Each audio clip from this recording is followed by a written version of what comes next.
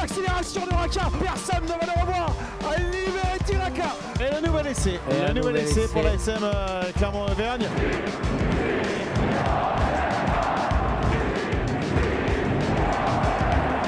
Bonjour à tous et bienvenue dans l'épisode 10 de la saison 3 du podcast Ici Montferrand, le podcast qui s'intéresse à l'actualité de l'ASM Clermont avec aujourd'hui et en direct de chez eux, confinement oblige, Arnaud Clerc, Christophe Buron et Didier Cros. Messieurs, bonjour. Bonjour. Bienvenue chez moi. Bienvenue chez moi, effectivement. Alors la question du jour, Camille Lopez a-t-il retrouvé son meilleur niveau ? C'est vrai que l'ouvreur clermontois réalise un très bon début de saison. Nous avons donc voulu nous pencher sur son cas. Alors messieurs, Camille Lopez a-t-il retrouvé son meilleur niveau ? On commence avec toi Arnaud. Alors j'ai beaucoup hésité, mais je vais dire oui finalement. Oui. Et Christophe ? Je veux dire qu'il n'a jamais été aussi bon depuis 3 ans. Est-ce qu'il a retrouvé le vrai niveau, par exemple, de 2017 ? C'est pas certain. Didier ? Je ne pense pas qu'il ait retrouvé son meilleur niveau. Il a retrouvé un niveau excellent pour le top 14. Alors, à ce stade de la compétition, il faut savoir que Camille Lopez a inscrit, si je ne dis pas de bêtises, 84 points en 6 matchs, soit une moyenne de 14 points par match. C'est le joueur de top 14 qui a la meilleure moyenne devant le Palois Astoy avec 13,85 points par match et Jules Plisson, le Rochelet, qui va bientôt affronter d'ailleurs avec 13,8 points par match. Camille Lopez, Christophe, est revenu à un bon niveau, mais pas à son meilleur niveau, si j'ai bien compris. Oui, enfin, je vais mettre des bémols. Pour revenir sur les stats que tu donnes, ce qui est plus important que le nombre de points par match, c'est son taux de réussite. Ouais. Parce que là, il est à 93%, ce qui est quand même assez exceptionnel sur plus de 30 pénalités ou transformations réussies. Donc de là, à ce niveau-là, c'est vrai qu'il est à son meilleur. Je n'ai pas souvenir qu'il ait atteint ce taux de réussite. Il l'avait eu, j'ai regardé, il l'avait eu pendant le tournoi des 6 nations, justement en 2017, où il était à 90% de taux de réussite, justement. Oui, sur un tournoi, en effet, sur 4 ou 5 matchs, d'accord. Quant à son niveau, c'est un garçon qui n'a jamais caché que sa blessure avait été un sérieux coup d'arrêt dans sa carrière, à l'automne 2017. Oui, octobre 2017, fracture de la malléole. Voilà, fracture ouverte, il y a eu des arrachements. Enfin bon, c'était vraiment la grosse blessure, surtout pour un buteur. Là, il a retrouvé des sensations. Il a retrouvé, surtout, j'ai l'impression que mentalement, il s'est vraiment refait la cerise après les 6 mois sans compétition. Moi, je mets un bémol parce que il faut quand même pas oublier que le titre 2017 de l'ASM, enfin le bouclier de Brennus, lui doit beaucoup. Il avait notamment plané sur la demi-finale à Marseille, on s'en souvient, contre le Racing. Là, vraiment, il surfait sur le haut de la vague. Il était en pleine possession de ses moyens, à la fois physiques. Après, on sent qu'il retrouve les automatismes de l'ouvreur qu'il a été, dans la gestion, dans l'animation, dans la prise d'initiative aussi. On sent mais là, c'est peut-être aussi que son entourage également a pris ses marques. On pense notamment à son association avec Bézi, son association avec Jean-Pascal Barak, qui lui apporte des options nouvelles qu'il n'avait pas, même avant, pas dans les premières années de l'ASM. Jean-Pascal Barak est un bon joueur de pied. Donc, il est à son meilleur depuis 3 ans, c'est indéniable. C'est difficile à dire s'il est à son meilleur niveau par rapport à ce qu'il était avant. Didier, je voulais te donner un petit peu la parole. Je vais me faire l'avocat du diable, mais j'ai envie de dire, lorsqu'on évolue dans une équipe qui avance et qui bénéficie d'un pack plutôt efficace, c'est quand même plus facile de développer du jeu quand on est ouvreur. Ça fait, d'ailleurs, il le reconnaît lui-même, que c'est plus facile d'évoluer derrière un pack qui avance, comme ces dernières semaines, notamment en mêlée. Il n'empêche que c'est redevenu un joueur influent dans l'équipe. C'est un joueur, il est redevenu le chef d'orchestre de l'animation offensive.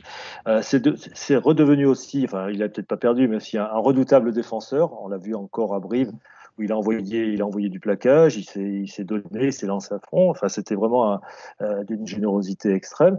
Et il a retrouvé, comme disait Christophe tout à l'heure, la plénitude quasiment la plénitude de ses moyens physiques. Il a peut-être pas retrouvé la vitesse et l'explosivité qu'il avait il y a quelques années, forcément, parce que il a 31 ans et la vitesse, malheureusement, ça s'étiole au fil des saisons. mais c'est redevenu un ouvreur qui influe sur le jeu de son équipe et qui influe aussi du coup sur les résultats à la sortie. Donc, on sait qu'une équipe peut pas se passer d'une bonne charnière. Elle a retrouvé un ouvreur, et aussi un demi-mêlée, mais bon, ça, elle l'avait déjà, un ouvreur qui va influer, et c'est important pour la suite, c'est sûr.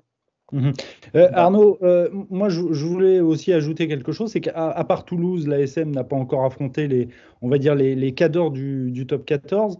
Les 6 prochaines journées vont être assez délicates, hein. Je crois qu'il y a des gros rendez-vous avec Lyon, le Racing, j'en passe et des meilleurs, il doit y avoir Montpellier aussi. Est-ce que c'est pas à ce moment-là qu'on se fera vraiment de la capacité de Camille Lopez à affronter une adversité un peu plus robuste, on va dire? Oui, bien sûr, bien sûr. Dès La Rochelle, d'ailleurs, dimanche, La Rochelle qui en ce moment tourne à plein régime, hein, autant offensivement que défensivement. C'est peut-être actuellement ce qui se fait de mieux dans le top 14.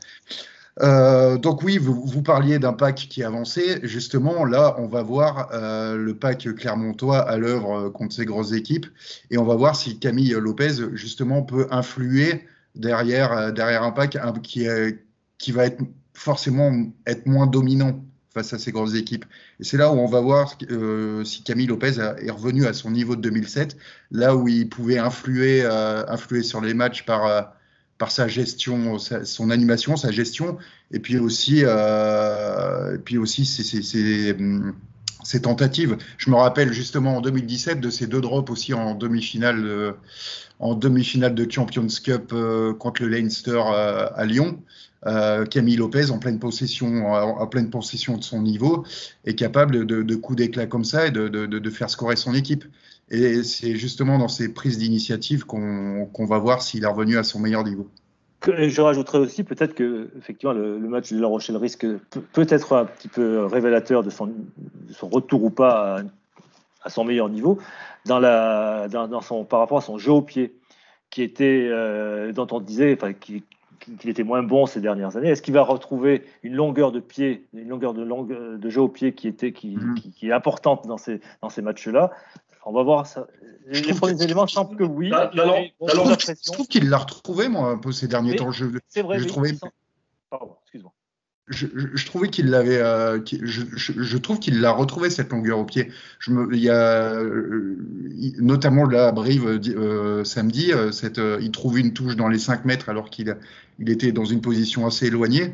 Je trouve que là, son jeu au pied est revenu et de bonne qualité actuellement. Sauf que oui, c'est vrai ce que tu dis, sauf que contre Brive, contre Agen, contre Pau aussi, Clermont a eu moins besoin d'un jeu au pied pour exister. Alors que face à des grosses, il faudra avoir un jeu au pied. Oui, on sait que dans ces matchs serrés contre des grosses équipes, on sait que c'est super important. Ouais.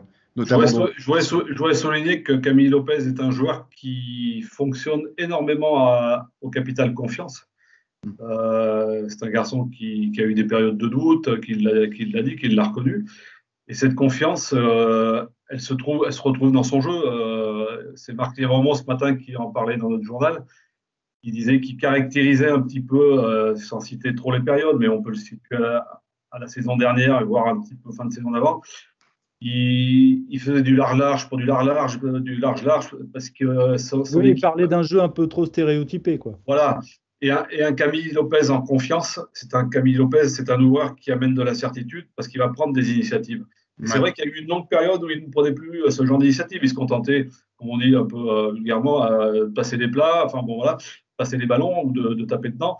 Là, on a vu, de part de notamment, je ne sais plus quel match, je crois, où il marque un essai décisif, c'est contre Pau, là, l'essai du bonus. C'est le genre d'initiative, le petit coup de pied rasant dans la défense, quand il récupère, tout ça. Ce genre d'initiative, il ne le prenait pas il y a quelques mois, ça c'est une évidence, parce qu'il a retrouvé, peut-être encore plus que son potentiel physique, le capital confiance qui est nécessaire. Parce que sur le physique, Didier l'a souligné, évidemment que la vitesse, ça ne vient pas après 31 ans, hein, ça s'en va plutôt. Et que sa blessure à son pied lui laisse encore probablement quelques séquelles et que ça l'handicape de temps en temps. Il s'en accommode aujourd'hui, mais je parle plus de la prise d'initiative qui est intéressante aujourd'hui le concernant. Et je trouve qu'il a aussi... Ah, pardon. Vas-y. Il a aussi retrouvé cet enthousiasme aussi. Je pense que c'est un joueur, tu parles de confiance, et il fonctionne aussi à l'enthousiasme. Ça va le faire. Après la Coupe du Monde, on le sentait vraiment émoussé, mais pas que sur le plan physique, émoussé sur le plan mental. Et je crois que c'est à toi qu'il l'avait dit, Christophe, dans une interview pendant le confinement, que vraiment ce confinement lui avait fait un bien immense sur le plan mental, que ça lui avait permis de couper, qu'il en avait un peu marre du rugby à cette époque-là. Il arrivait à saturation. C'était ses mots. Hein. J'ajouterais autre chose pour dire pour prouver encore plus qu'il est influent et important. C'est le seul joueur de l'effectif de Clermont qui a joué l'intégralité des 7 rencontres, depuis le début de la saison, de la première à la 80e minute, sans être remplacé, titulaire à chaque fois. Pour un coach, c'est aussi important de pouvoir compter sur un joueur qui n'est pas blessé, qui peut enchaîner. Je vous rappelle la réflexion que m'avait fait un jour un entraîneur de foot, Michel Derzakarian, quand on parlait d'un joueur qui avait beaucoup de talent. Il me dit il a beaucoup de talent, mais il joue pas. Moi, je préfère un bon joueur. Pour moi, c'est un joueur qui joue. Mais actuellement, Camille, il joue, et puis il joue, et plus meilleur il est. Je pense que l'enchaînement. Mais là, pour revenir sur l'enchaînement dont parle Didier, ça vient aussi du fait que tout de suite, l'ASM est quand même très démunie en termes de doublure.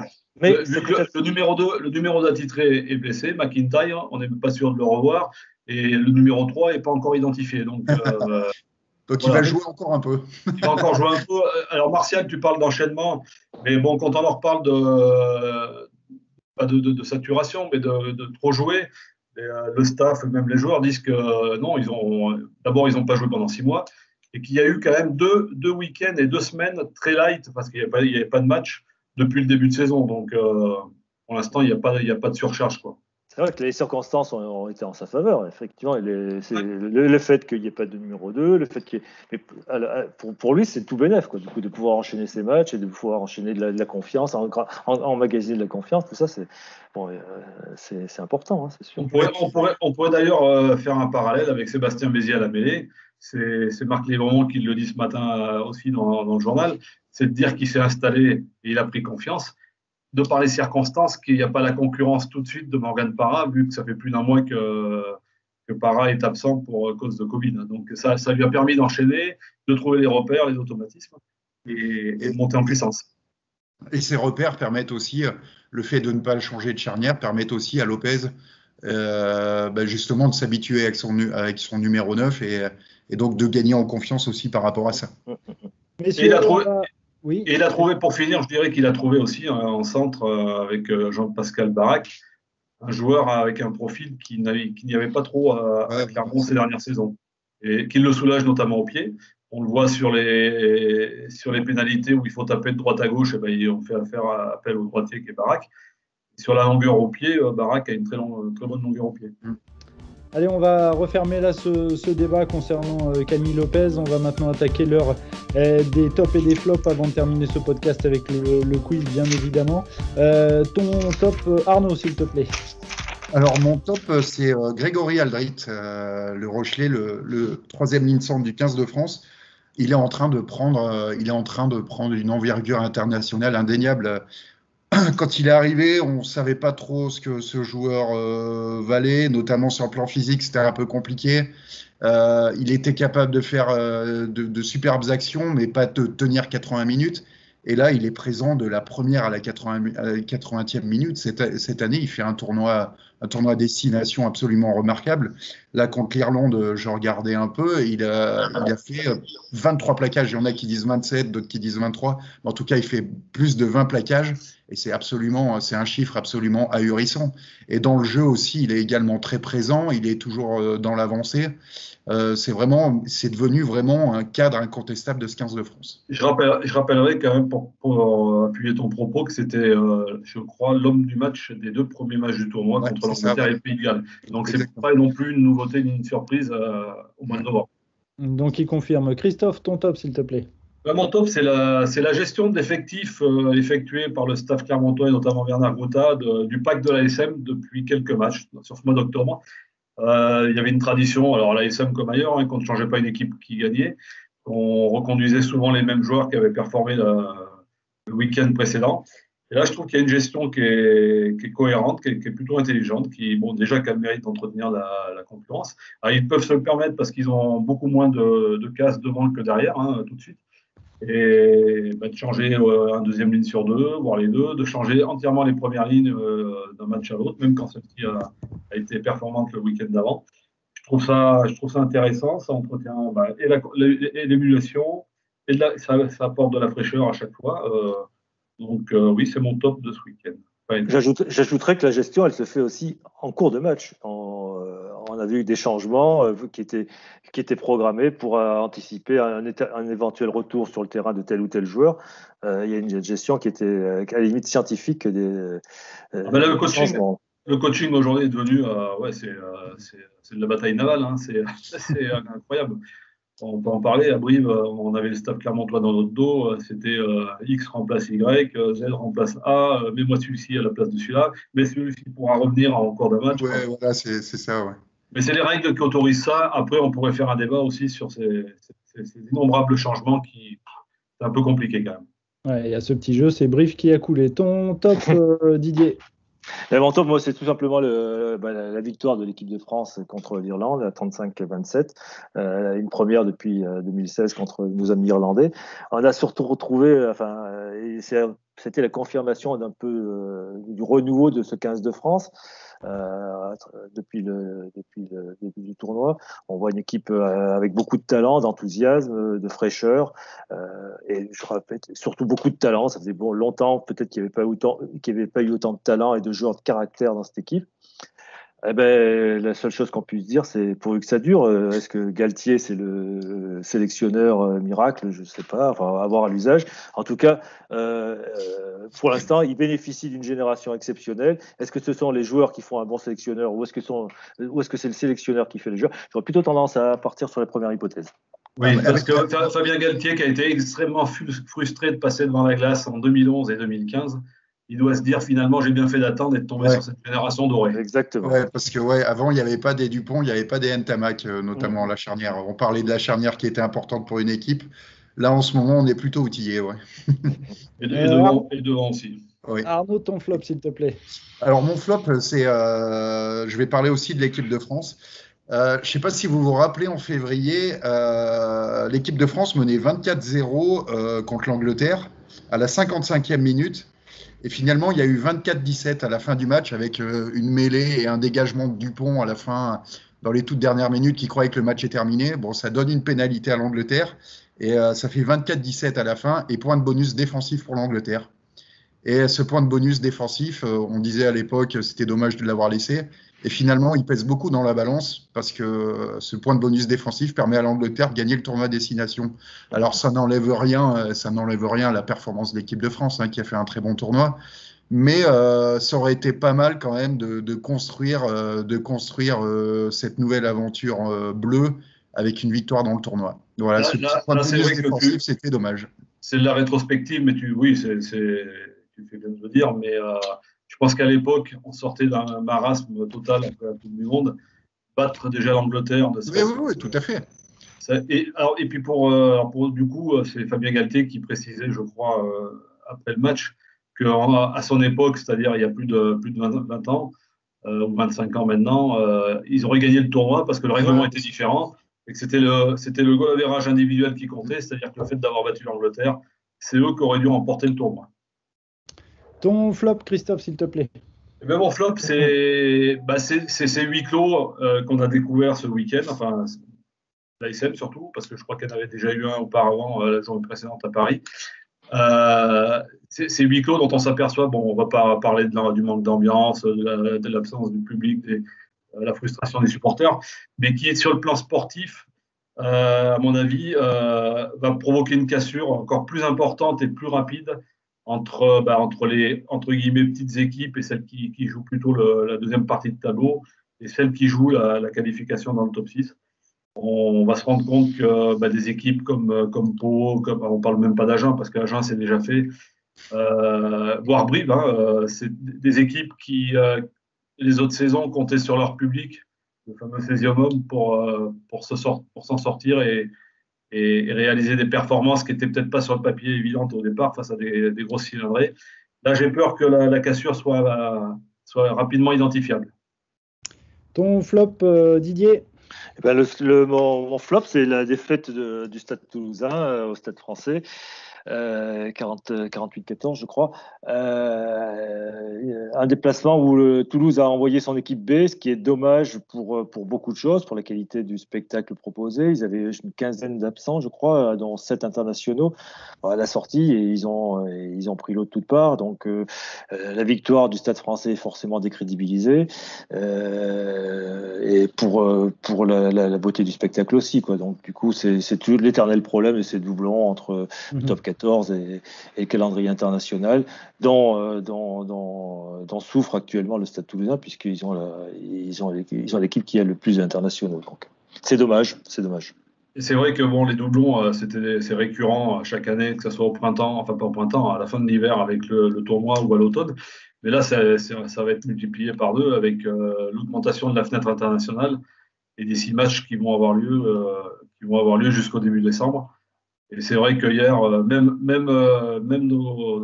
les commentateurs du diffuseur avaient du mal à nous vendre le produit. J'ai même entendu le consultant dire qu'à un moment qu'il s'ennuyait ferme parce que voilà, le match a été quasiment sauvé par le fait que Paris a beaucoup marqué, des essais spectaculaires. Mais c'est vrai qu'il faut vraiment être accro au rugby ou passionné pour ce genre de match parce qu'il n'y a aucun suspense. Et on ne reconnaît pas, comme dit Didier, surtout le Stade Toulousain. Allez messieurs, on va terminer ce podcast avec le quiz traditionnel. Vous allez répondre chacun votre tour à une série de questions. On va aller rapidement. Didier, on va commencer avec toi, vu que le prochain adversaire c'est le Stade Rochelais. On en a parlé, ce sera dimanche soir vers 21h.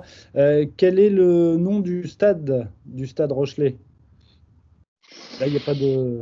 J'ai un trou de mémoire. Il n'y a pas souvent été. Je donne la langue au chat. C'est un Marcel, mais pas Michelin. Allez, Christophe, la réponse, tu la connais? Marcel de Flandre. Ouais.